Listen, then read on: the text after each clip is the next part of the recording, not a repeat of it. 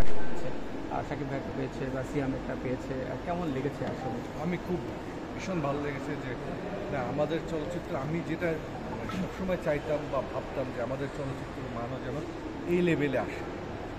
সত্যি এই ছবিগুলোর ট্রেলার দেখে আমার কাছে ফিল হচ্ছে না আমাদের চলচ্চিত্র ঠিক পথের দিকে মনে এগোচ্ছে।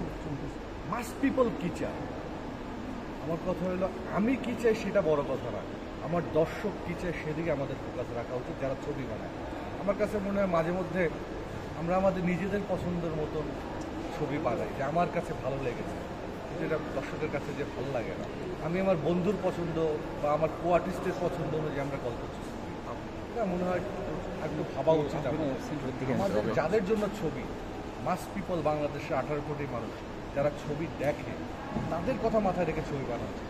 নিজের কথা ভেবে নিজের পছন্দ মতো আমার মনে হয় না ছবি বানালে সেটা হয়তো দু একজন প্রশংসা করবে, আপনার কলিগরা খুব প্রশংসা করবে, খুব বাহাবা দিবে, হয়তো আপনি বাংলাদেশের আশেপাশে কোনো দেশে গিয়ে কোনো একটা ফিটলা নিয়ে আসতে পারেন, কিন্তু মাস পিপল আপনি যদি গ্রহণযোগ্যতা না পায়, মাস পিপল যদি আপনার ছবি না দেখে, ছবির হলের বাইরে যদি হাউসফুল বোর্ডটা না থাকে, যে অ্যাওয়ার্ডটা সবচেয়ে বড় অ্যাওয়ার্ড হাউসফুল বোর্ড লেখা যেটা, এটা যদি না থাকে তাহলে আপনি যেই হন না কেন আমার মনে হয় না যে আপনাকে সাকসেসফুল ডিরেক্টর বা আপনাকে সাকসেসফুল শিল্পী।